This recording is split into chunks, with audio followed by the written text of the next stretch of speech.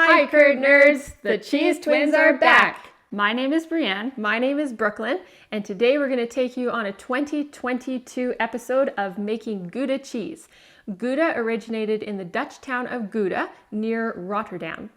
And Gouda is a washed curd cheese, also similar to Colby.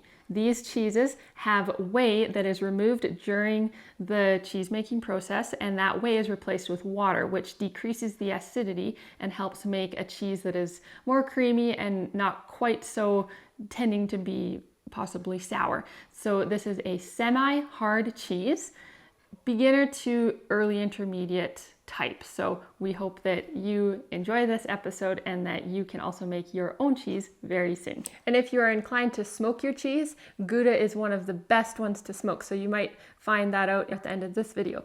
But first things first, we're going to head out to the barnyard and milk the goats. Greetings, folks! If you're new to our channel, welcome. And if you've been watching our videos for a while, it's good to have you back again. For those who are new, let me introduce you to ourselves. We're the Biegels.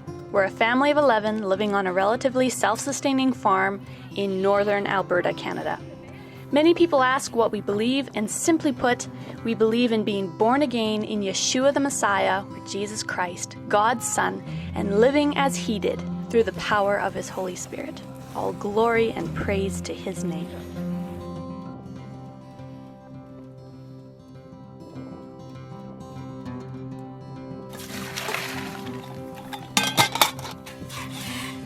When we're not occupied with farm chores, we're busy teaching music in our private music studios, or traveling to local areas doing family music concerts, or expanding our individual businesses of leatherwork, alpaca fiber felting, making traditionally tanned bison robes, and crafting healing salves and herbal teas.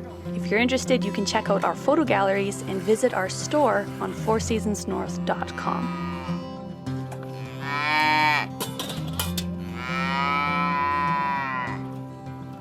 We've made a number of cheese-making tutorial videos including traditional cheddar cheese, belle pernole, blue cheese, and cottage cheese, and we wanted to share another one of our favorite cheeses with you. We hope you enjoyed this episode of making Gouda cheese, and if you'd like to support our channel content, visit our Patreon page, fourseasonsnorth-Biegel Family. Thanks a lot, and enjoy the video.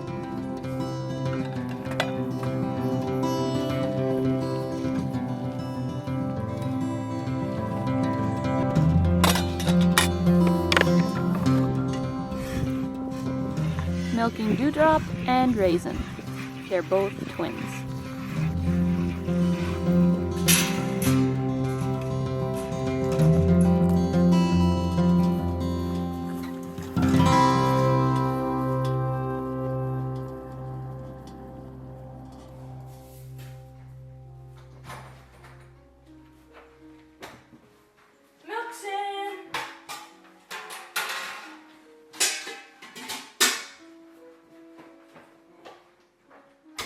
Okay, so our milk has been milked and it is now in. Brooklyn is straining it here. The milk that we use is always raw. However, if you do not have access to raw milk, you could hopefully use some from the health food store, or even if you did use pasteurized, homogenized milk, you may be okay to use that, but just quite likely you would want to add some calcium chloride to help to firm up your curd.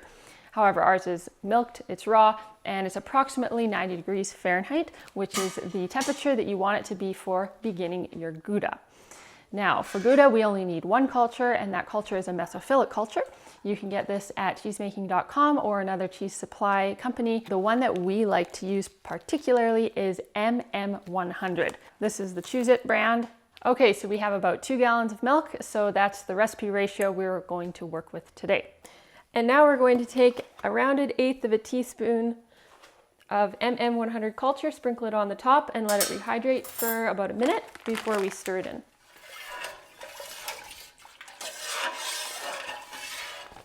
And we are going to let that ripen for 10 minutes. So we're back at our Gouda, and we're going to add our Walker-Wren Canadian Natural Rennet. This is from Quebec. Make sure you give it a good shake. And we're going to do 1/4 teaspoon per gallon. So we have 2 gallons, so we're going to do half a teaspoon. And then we're going to dilute it with some cold water, and we're going to add the rennet here. Keep stirring, don't stop stirring until it's all stirred in. So now we're going to calm the waves down. And now we're going to let that rennet set for a whole hour until we get a nice clean break in the curd. We are back at our Gouda an hour later, and now it's time to check the curd to see if we have a clean break. So our curd does not have a clean break quite yet. We're going to wait about 15, maybe 20 minutes longer for it to set up better. And in the meantime, we're heating up our water to about 170 Fahrenheit. We gave our curd 10 to 15 minutes to set up a bit more, and now it's time to cut the curd into 1/2-inch cubes.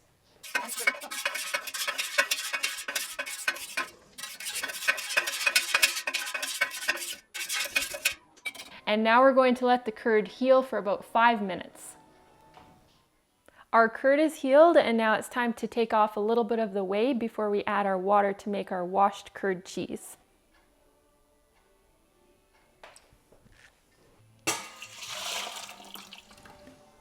Should be okay. The recipe says to drain about 1/3 of the whey, and now it's time to add our water. So that's already heated up. It's 168. That'll be fine. And we're going to put that into the curd and stir it at the same time until it reaches 92. Takes a little bit for the water, the curd, and the whey to combine to get an even temperature. But at the moment, we are a little above. We're closer to 95, so I'm going to get a bit of cool water just to bring the temperature down. Just to confirm, we want our curds at 92 Fahrenheit.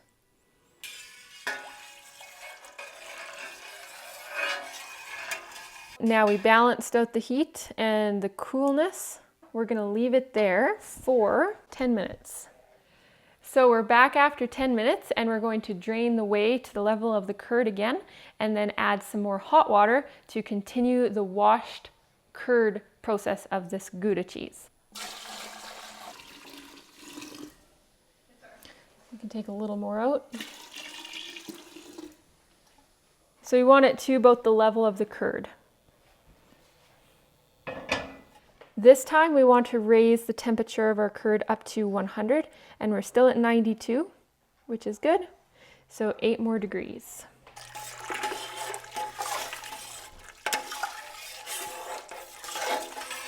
Perfect, 100 degrees Fahrenheit. Now that our curds have reached 100 degrees Fahrenheit, we're going to stir the curds 3 times within 15 minutes.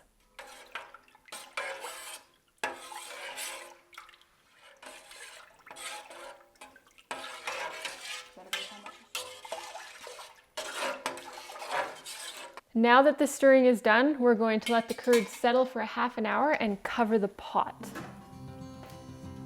We want to take a moment to thank our patrons over on our Patreon page. Thank you, Off Grid Victory, Heather, Artem, Julie, Alex family, and Gibson family. Your kind support is very much appreciated. So after 1/2 hour, we're ready to strain off the whey and put the curds into the press. We are going to put our massive curds into the colander to drain a little bit more. See, look at this. So we just put that in the colander for just a short time. Drain it off.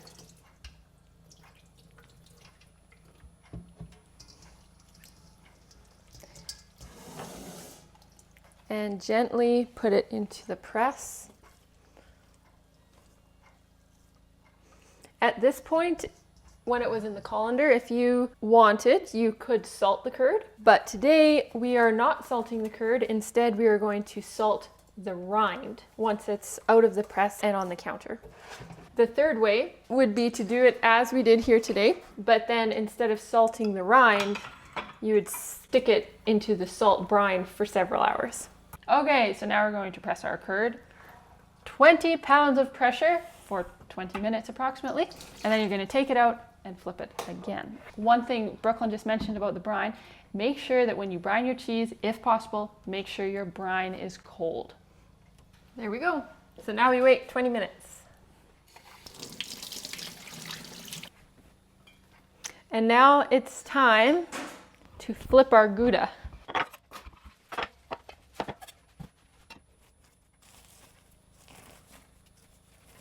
This is called undressing the cheese.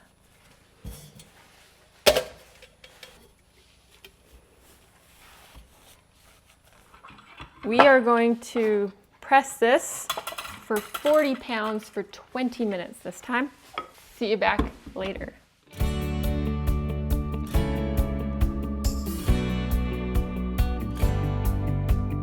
Now we're going to press it for about 50 pounds for 12 to 16 hours. So that's going to be in the morning when we will come back and take the Gouda out of the press and begin the process of dry salting it.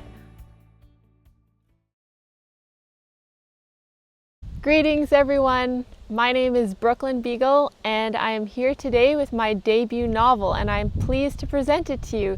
It's called Through These Dark Gates. This historical novel is set during the 19th century Irish immigration movement and the American Civil War. It's a saga of heartbreak, loss, redemption, and family reconciliation. You can pick up your copy of Through These Dark Gates from fourseasonsnorth.com.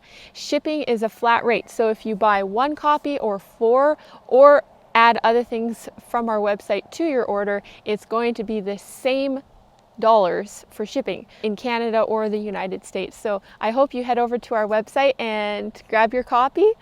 And thank you so much for watching and thank you for your support.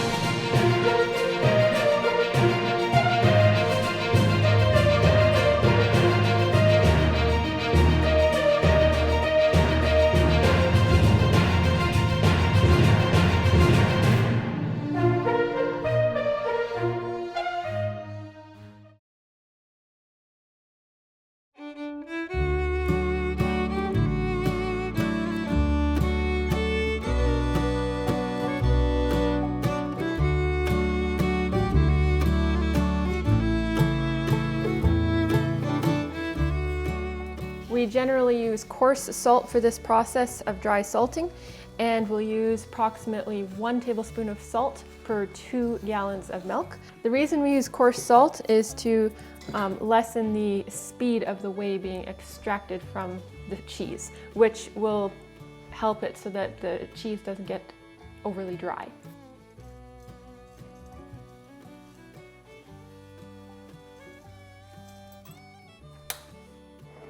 Over the next 2 days or so, we're going to come back and flip the Gouda every AM and PM and sprinkle it with more salt until most of the whey is extracted, at which time we will take it off of the plate and begin the process of air drying it so that it develops a really nice rind. And you might be wondering if you've looked at other recipes for making Gouda cheese. They have probably said to put your cheese into a brine. Ideally, that is what we would do as well. We are not doing a brine because we are very low on fridge space, and in order to keep the brine from molding on top, we have found that you need to keep it very cold. But please, if you have the fridge space, do a brine. And if you would like to make your own brine recipe, here is where we get our brine recipe from cheesemaking.com. And for saturated brine, which you would use for your Gouda, is 1 gallon non-chlorinated water, 2 1/4 pounds cheese salt, 1 tablespoon calcium chloride, 1 teaspoon white vinegar. And you're going to combine all of that in a large non-reactive pan set over medium heat. You're going to bring it to a boil and stir it until the salt dissolves. Cool and store in a glass jar in the refrigerator for up to 2 years. Definitely try and keep your brine for as long as you possibly can. Hopefully you can keep it for 2 years at least, and you will just maybe need to once in a while strain it with cheesecloth because some little particles of cheese may float off your cheese, and you may even boil it. If you wanted to just make sure it was very clean, you could go ahead and boil it, cool it down, and continue to store it. So That's for your saturated brine solution recipe. And if you're going to brine your Gouda instead of dry salting it, all you need to do is take your Gouda, plop it into the brine, take a little bit of the salt, sprinkle it on the top of the cheese that is not submerged into the brine. And after around 12 hours, take it out of the brine, put it out on the counter, and then it begins the process of making your rind. Yep. So that's how you will brine your Gouda if you decide to not dry salt it the way we're doing today. Hi everybody. I am going to talk to you about Brooklyn's Gouda. She is away making sauerkraut right now, so hello. You can see that it has been sitting in its own way and dry salting. So after this has happened for 3 days, you can take it out of its brine, tap it dry. You would do the same thing with this if it was in a actual saturated salt brine. You just take it out, pat it dry. And remember also that your room should be cool, about 70 degrees, I think. Just make sure your kitchen is not warm. Okay, so take it out there. We're putting it here. And we're going to flip it usually twice a day, morning and night, sometimes once a day if that's only how many times we remember. It works really good if you guys can have a fan in your kitchen. That really helps it to dry out well if you notice that the humidity is high or you're just not getting much drying happening. Okay, so this is super simple. Take it out of the brine, set it here, flip it 1 to 2 times every day, and make sure your kitchen is not too humid, that you have the air flowing. And after 2 to 3 weeks, it will have probably grown a really nice rind, at which time you could either eat it, smoke it, vacuum seal it, or wax it. Today we celebrate the 7-day birthday of our little Gouda round. The cheese has created a lovely thick rind, and it's even marbly, as you can see there. This is just a quick little update, week old. As you can see, the beautiful rind that has developed, and we'll see you in about a week. Good morning, everyone. So we're going to introduce you to our 10-day-old Gouda. It has been doing a lovely job making its own rind out on the counter. It smells lovely. Oh, it's creamy. And it has a hint of goat smell, like a yummy smell. It has a goat smell. It smells like a goat cheese in a good way. Yeah, it's like nutty-ish.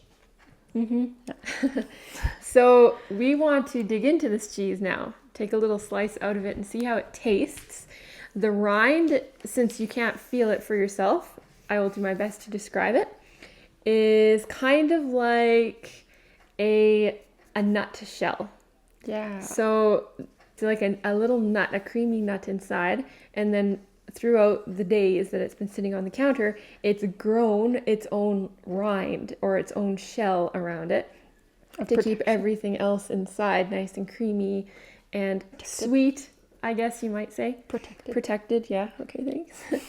It's not necessary to cut into your cheese at this point. If you're going to put it into long-term storage, you might just want to leave it if it looks all good to you. But we like to cut into it so that we can see how it's faring. In the next day or two, we'll be taking it out to the smoker to smoke it. And also, if your cheese has happened to not reach this point of beauty, you do not need to be discouraged. Sometimes we have issues with our cheese, particularly this last little while in mid-August.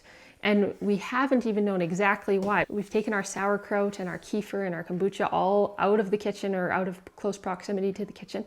And we still were having a few troubles with our cheeses blowing up, meaning they get a whole bunch of holes in them and they are tasting a little bit fruity or fermented. You'll know if it's going bad, especially if you taste it or even smell it a bit.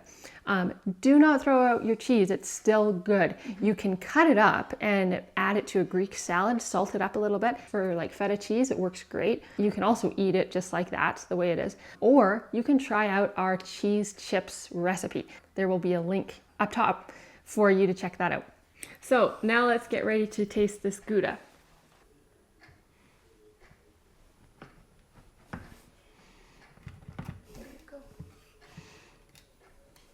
Oh, it does have a few holes. As you can see, there is a few holes in it, but Oh yeah, it's still good. It's even slightly dry. It is slightly dry. It could be because it's been sitting out. Sat out too More long. likely. But it's good. Good Gouda. So if you happen to run into a circumstance where your cheese has blown up, take your next batch and make sure first of all that you take out anything that's fermenting from your kitchen, sourdough included. But then you can take some colloidal silver and add it to your milk. We have been doing that for the last few days. It's been working very well. And we're not having the cheese blow up. So there was some sort of bacteria that was in the milk that was causing havoc with the cheese. So you can add about 1/2 to 1 teaspoon of colloidal silver to 1 gallon of milk and work with it that way. See what works for you. Also, another option could be hydrogen peroxide, 3% hydrogen peroxide. We have not tried that, but we have heard that it works. So give it a try. We are going to smoke this little Gouda and we will see you in a day or two.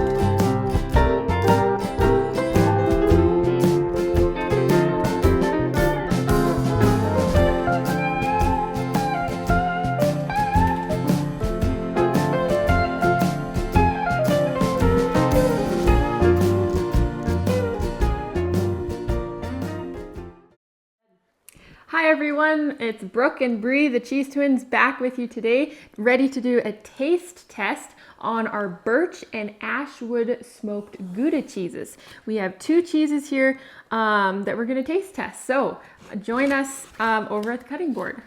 So from appearances and feel, I can tell that this one is the better cheese. It's a little more tender. It wasn't out on the drying board quite as long. This one is a little bit harder, drier, not as ideal, but it'll still be good.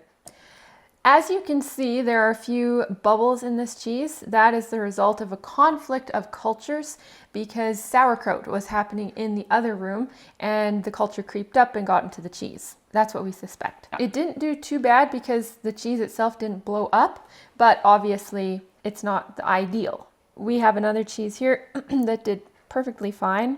A beautiful creamy interior. And no cross cultures contaminated this cheese.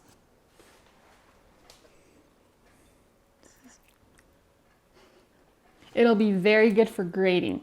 When it's hard like this, it's awesome to grate and, you know, put on your spaghetti or salad, eggs. It's like smoke spice.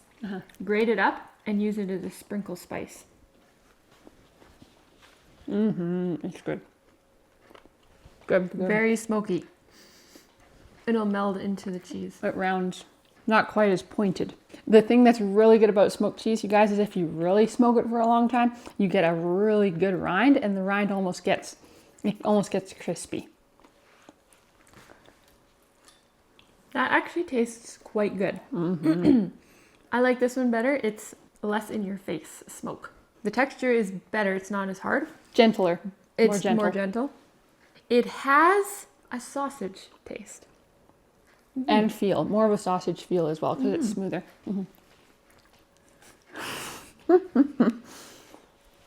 Yum. A little woody. Taste or feel? Taste. I don't want to say that this one has a woody feel, but I'm serious that it has a woody taste. This would have more of a woody feel. Yeah. So you guys know it is a bit harder because it was left out longer on the drying board, but I think probably the sauerkraut yeasts also had something to do with it just not being as ideal in general. And the other possibility is that when there was the curd stirring and the pouring hot water over the curds, the curd washing, that can sometimes get overdone. If that's overdone, I'm pretty sure that makes it drier in general as well. So that concludes our Gouda tutorial. We hope that you enjoyed and could learn something and maybe be entertained a little bit. That was good. So if you have any questions, please post them down in the comments. And don't forget to subscribe. Check out our website, fourseasonsnorth.com. And there's also a Facebook page, Four Seasons North. And no, we do not sell our cheese. We eat it all ourselves. And please include us in any of your cheese making adventures. We love hearing from you. We just love hearing from you. So thanks for watching this and have a great day. Bye. Bye. Say cheese.